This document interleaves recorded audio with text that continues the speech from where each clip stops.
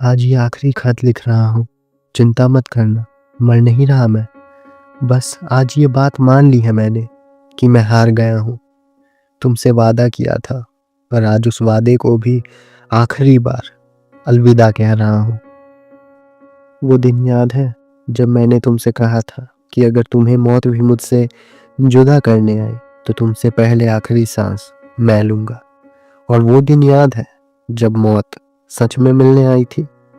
राहुल की ये कहानी प्यार की है, दर्द की है, या बस एक टूट चुके इंसान की है, ये तो मैं नहीं जानता। पर उसकी कहानी भी मुझे जब याद आती है तो बस मैं खामोश हो जाता हूँ। राहुल एक डॉक्टर था। एक पेशेंट के झूठे केस की वजह से ही वॉज सस्पेंडेड।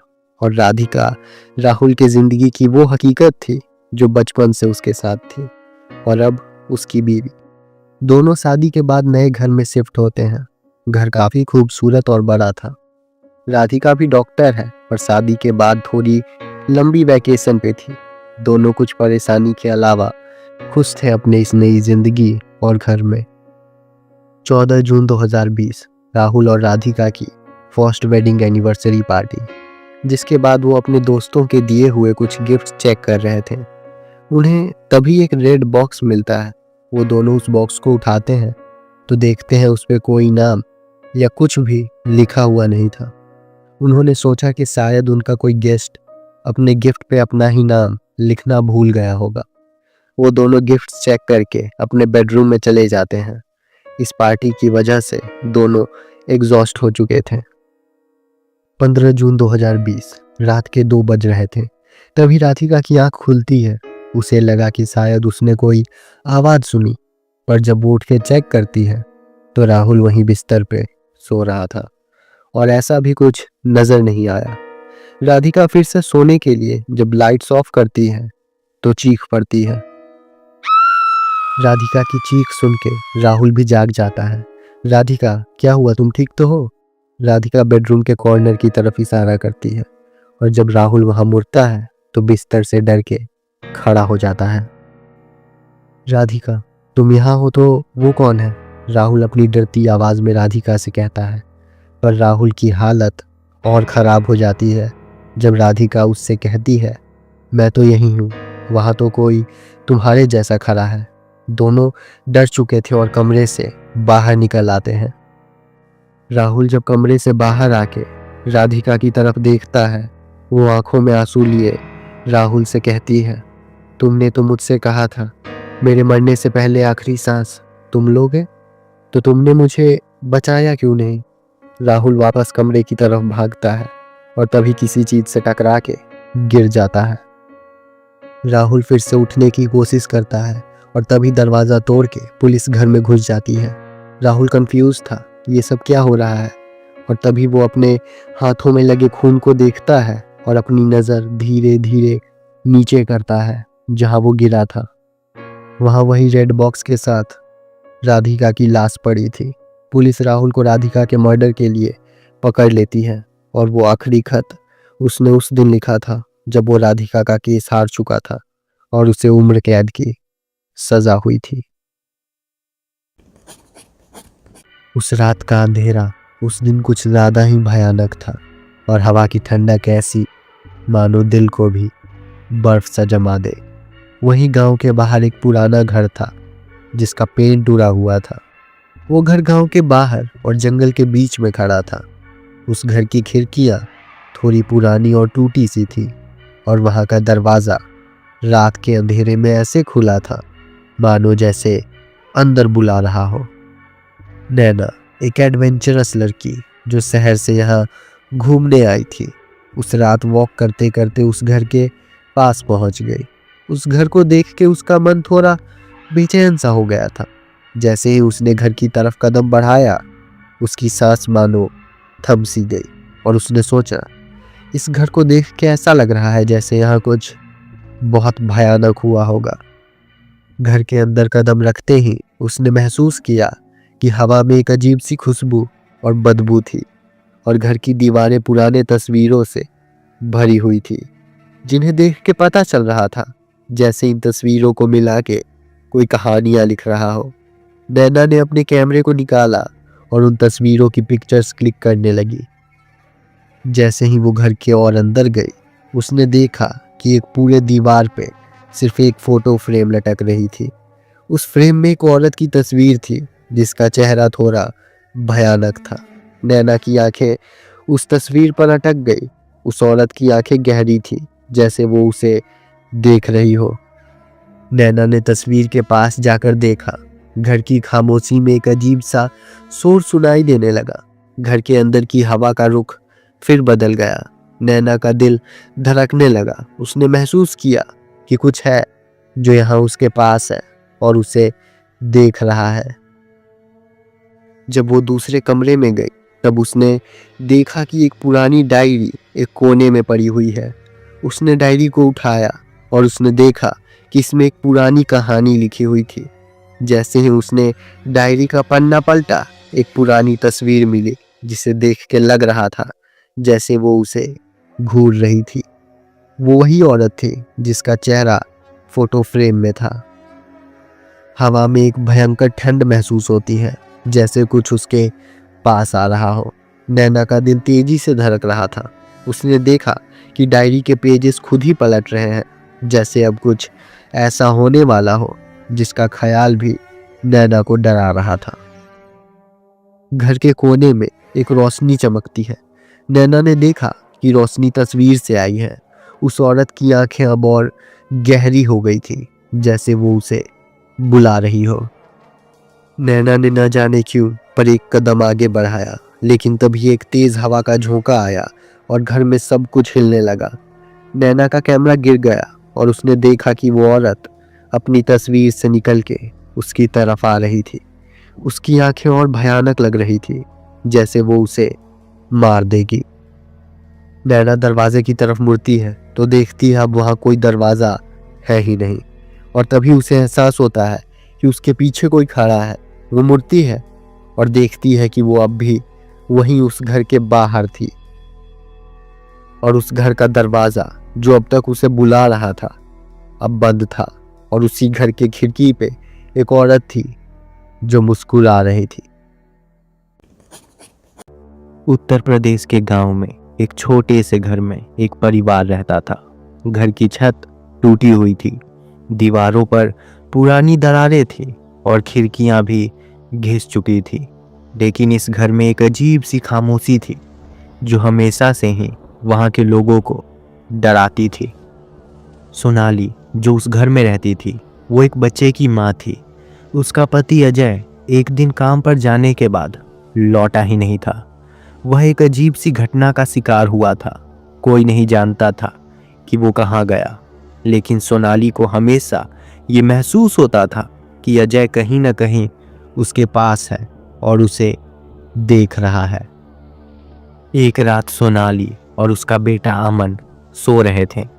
तभी अचानक घर में एक अजीब सी आवाज़ सुनाई देती है, जैसे कोई घर में चल रहा हो। सोनाली ने डरते डरते अपनी आंखें खोली, लेकिन वहां कुछ नहीं था। तभी अमन बोला, माँ, मुझे लगता है पापा लौट आए हैं। सोनाली की आंखों में आंसू आ गए। उसे याद आया अजय के बिना ये घर वीरान सा हो गया था, लेकिन वो जानती थी कि अजय अब कभी लौट कर नहीं आएगा। ये आवाज़ें, ये कदम, शायद ये सब कुछ और ही था जो अजय की शक्ल में उसकी मानसिक स्थिति का हिस्सा बनकर उसकी जिंदगी में चला आया था। आधी रात के समय सोनाली ने अपने कमरे के बाहर से घने कुहासे को देखा। वो धीरे धीरे उसके कमरे के अंदर आ रहे थे। एक अजीब सी ठंडक और घबराहट उसके शरीर में फैल गई। अचानक अमन की चीख सुनाई दी। सोनाली घबराई हुई दौड़ी और उसके कमरे में जाकर देखा। अमन बिस्तर पर पड़ा था, लेकिन उसका चेहरा पूरी तरह से सफ़ेद और डर से सूख चुका था। वो कुछ बोलने की कोशिश कर रहा था, लेकिन आवाज़ उसके गले से निकल नहीं पा रही थी। सोनाली ने उसे उठाने की कोशिश की, लेकिन जैसे ही उसके हाथों ने अमन को छुआ, एक ठंडी और गहरी आवाज़ सुनाई दी, ये घर अब मेरा है। सोनाली ने डर के मारे आंखें बंद कर ली। जब उसने फिर से आंखें खोली तो अमन का चेहरा बिल्कुल वैसा ही था जैसा अजय का था। अपनी माँ के सिर पर से पसीना पोंछते हुए अमन हंसने लगा। कुछ दिनों बाद गांव वालों को उस घर से एक अजीब सी बदबू आने लगी और जब वो उस घर में गए उन दोनों को देखने तो उनके सामने बिस्तर पे सोनाली और अमन की लाश पड़ी थी। ये कहानी एक छोटे से गांव की है जहां एक अंशिका नाम की लड़की रहती थी। अंशिका एक प्यारी और समझदार लड़की थी, लेकिन उसकी जिंदगी एक अजीब मोड़ पर आकर बदलने वाली थी। अंशिका का घर गांव के बाहर था, एक सुनसान जगह पर। वो अक्सर घर में अकेली रहती थी क्योंकि उसके माता पिता काम के सिलसिले में शहर से बाहर ही रहते थे। अंशिका को अकेले रहना बहुत पसंद था, लेकिन एक रात कुछ ऐसा हुआ जिसने उसकी पूरी जिंदगी बदल दी। एक रात अंशिका अपने कमरे में लेटी हुई थी। अचानक उसे कुछ अजीब आवाज़ें सुनाई देने लगी। पहले तो उसने सोचा कि ये बस हवा का शोर है, लेकिन जब वो आवाज़ें तेज़ होने लगी तो उसका दिल धड़कने लगा। वो डरते डरते उठी और खिड़की से बाहर झांका, लेकिन बाहर कुछ नहीं था। अगले दिन अंशिका ने गांव के बुजुर्ग से सुनी एक कहानी के बारे में सोचा।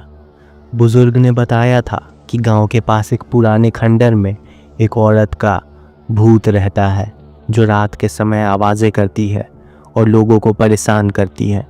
बुजुर्ग ने उसे चेतावनी दी थी कि उस खंडर के पास कभी मत जाना, लेकिन अंशिका ने उसकी बातों को हल्के में लिया और सोचा कि ये सिर्फ एक डरावनी कहानी है। फिर एक रात अंशिका ने उस खंडर में जाने का मन बना लिया। वो वहाँ पहुँची और देखा कि खंडर के अंदर एक अजीब सी खामोशी थी। अंशिका ने धीरे धीरे खंडर में कदम रखा और उसे अपने अंदर कुछ अजीब महसूस हुआ। तभी अचानक अंशिका के कानों में वही अजीब सी आवाज़ें फिर से सुनाई दी। मेरे पास आओ अंशिका।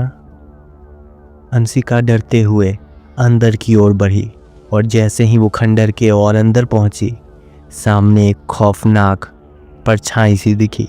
ये परछाई एक भयानक औरत की थी जिसकी आंखें खून की तरह लाल थी और चेहरे पर एक घिनौनी मुस्कान थी। अंशिका कांपने लगी, लेकिन उस औरत ने उसका नाम लिया। अंशिका, तुमने मुझे बुलाया है? अंशिका ने डरते हुए पूछा। तुम कौन हो? औरत ने घिनौनी हंसी के साथ कहा, मैं वही हूँ जिसने तुम्हारे सपनों में तुम्हें बुलाया है। मैं तुम्हारे अंदर की काली भयानक परछाई हूँ। अंशिका भागने के लिए पीछे मुड़ी, लेकिन अचानक वहीं गिर पड़ी। उसका पूरा शरीर अकड़ने लगा। औरत ने उसे घेर लिया और कहा, अब तुम मेरी हो अंशिका, तुम अब कभी नहीं बच सकोगी। हर दिन एक सा हो तो कोई भी परेशान हो जाता है। ऐश्वर्या भी परेशान थी और इसीलिए ऐश्वर्या एक दिन अपने रूटीन से ब्रेक लेने का सोचती है। वो शायद ये नहीं जानती थी कि ये ब्रेक बहुत लंबा होने वाला था। वो डिसाइड करती है कि वो अपने शहर से थोड़ा दूर एक छोटे से गांव के पास जो लेक है वहीं जाएगी। वहाँ की हवा और सीनरी देखकर कुछ वक्त आराम करने का प्लान था। उसे अपनी लाइफ से कुछ वक्त के लिए दूर जाना था। वो अपने सफ़र पर निकल पड़ी। रास्ता पुराना था और थोड़ा सुनसान भी था। हर कदम पर कुछ अजीब सा महसूस हो रहा था। वो सोचती है कि क्या ये सिर्फ मेरे दिमाग में है। तभी थोड़े ही देर के बाद उसने देखा कि उसके सामने एक तालाब था जो रात में बहुत अजीब और भयानक लग रहा था। जैसे ही ऐश्वर्या तालाब के पास गई, एक ठंडी हवा का झोंका उसके पूरे शरीर को कपकपा देता है। उस हवा में कुछ था जो उसे घबराहट का एहसास दिला रहा था। वो सोचती है कि शायद उसे शांति में रहने की आदत नहीं है, इसलिए उसका दिमाग कुछ ज़्यादा ही सोच रहा है। फिर जब उसने अपने सामने देखा कि एक हल्की सी रोशनी तालाब के पास से आ रही थी, उसका मन और भी घबरा गया। रोशनी धीरे धीरे उसकी तरफ बढ़ रही थी, जैसे कोई इंसान हो और उसकी ओर बढ़ रहा हो। ऐश्वर्या ने अपने कदम थोड़े पीछे किए और उस रोशनी की ओर देखने लगी और कुछ समझ नहीं पा रही थी। फिर उस रोशनी के बीच में एक औरत का चेहरा दिखाई दिया जो धुंधला और अजीब लग रहा था। ऐश्वर्या का मन थोड़ा घबरा गया, लेकिन उसने अपने आप से कहा, ये सब सिर्फ मेरे दिमाग में है और कुछ नहीं। जब रोशनी उसके और करीब आई तो ऐश्वर्या को लगा कि ये सब कुछ बहुत अजीब हो रहा है। उसने भाग जाने का सोचा, लेकिन जैसे ही उसने रास्ता बदला, मानो जैसे वो किसी और ही दुनिया में पहुंच गई हो। हर चीज बदल गई थी, पेड़, जमीन, सब कुछ। ऐश्वर्या का दिल तेज धड़कने लगा। उसने सोचा, क्या मैं कहीं और आ गई हूँ? ये सब क्या हो रहा है? पर रास्ता वैसे का वैसा था, लेकिन वो रोशनी अब भी उसके पास थी, जैसे वो उसे कुछ कह रही हो या उसे अपने साथ ले जाना चाहती हो। ऐश्वर्या ने अपने कदम धीरे धीरे आगे बढ़ाए। उसके मन में एक अजीब सी फीलिंग थी, जैसे कुछ तो बुरा होने वाला हो। उस औरत का चेहरा अब और धुंधला और भयानक हो गया था। ऐश्वर्या को यकीन होने लगा, ये सब कुछ सच में हो रहा है और ये सब बहुत भयानक है। ऐश्वर्या कभी वापस नहीं आई।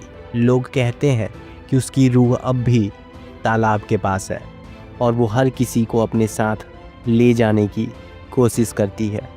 पर एक सवाल जिसका जवाब कभी नहीं मिला कि छलावा में ऐश्वर्या फंसी थी या ऐश्वर्या ही।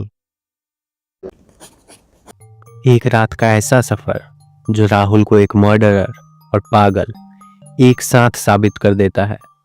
पर उसके हिसाब से तो उसने कुछ किया ही नहीं था, बल्कि उसके दोस्तों को एक भूत ने मारा था। राहुल और उसके 3 दोस्त रवि, अमित और मनोज रात को पार्टी करके गाड़ी में बैठते हैं। अमित और मनोज तो ड्रंक थे, इसलिए गाड़ी राहुल ड्राइव कर रहा था और उसके साथ रवि बैठा था। उसके दोनों दोस्त अमित और मनोज बहुत ड्रंक थे और गाड़ी के पीछे बैठे हुए थे। कुछ मिनट की ड्राइविंग के बाद राहुल अचानक गाड़ी रोकता है। अचानक ब्रेक मारने की वजह से उसके तीनों दोस्त उस पर चीखने लगते हैं और कहने लगते हैं, ड्रंक हम हैं तो तू ड्रंक के जैसे ड्राइविंग क्यों कर रहा है? राहुल हल्के से खामोश आवाज में अपने दोस्तों से कहता है, गाड़ी के सामने कोई खड़ी है। रवि सामने देखता है और कहता है, वहां तो कोई नहीं है। राहुल भी जब दोबारा आंखें खोल के देखता है तो वहां कोई भी नहीं था। राहुल कुछ समझ नहीं पाता, बस रास्ते पे आगे बढ़ जाता है। कुछ और मिनट ड्राइव करने के बाद गाड़ी का रेडियो अचानक से ऑन होता है और एक लड़की की आवाज़ राहुल को सुनाई देती है। राहुल, कोई माने या ना माने, मैं जानती हूँ कि गाड़ी के सामने कोई थी। और फिर अचानक ही रेडियो बंद हो जाता है। राहुल अब थोड़ा कंफ्यूज था, इसलिए शायद कि उसके दोस्तों ने ये सुना या नहीं। वो फिर से झूठा नहीं बनना चाहता था, इसलिए इस बार वो पहले ही समझने के लिए रवि की तरफ मुड़ा और उसे देख के राहुल और घबरा जाता है। रवि सीधा रोड पे एक ट्रक देख रहा था, पर अजीब बात तो ये थी कि उसकी आंखों से मानो खून बहने वाला हो। राहुल भी रवि की तरह आगे देखता ही है कि फिर ब्रेक मार देता है। इस बार दोनों दोस्त न जाने क्यों पर चुप थे। राहुल का चेहरा उसके डर की तस्वीर साफ दिखा रहा था। गाड़ी के सामने एक सफेद भीगी साड़ी पहने एक औरत खड़ी थी और ठीक उसके साइड में राहुल का दोस्त रवि, जो अभी गाड़ी में था, वो खड़ा था और अब राहुल की तरफ घूर रहा था। राहुल डर चुका था और उसके दोनों दोस्त इतने ड्रंक थे कि वो बेहोश हो चुके थे। और तभी रेडियो फिर से ऑन हो जाता है। राहुल, डरो नहीं, मैं बस तुम्हारे दोस्त के साथ। पूरी बात खत्म होने से पहले ही रेडियो बंद हो जाता है और राहुल देखता है कि वो औरत रवि का हाथ पकड़ती है और वहां से जाने ही लगती है कि राहुल अचानक गाड़ी से बाहर निकल आता है।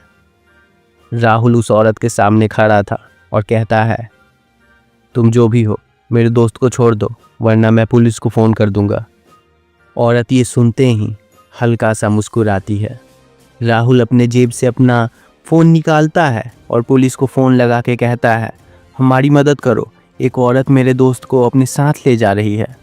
ये कहते ही राहुल इस बार इतना डर जाता है कि उसके पैर कांपने लगते हैं।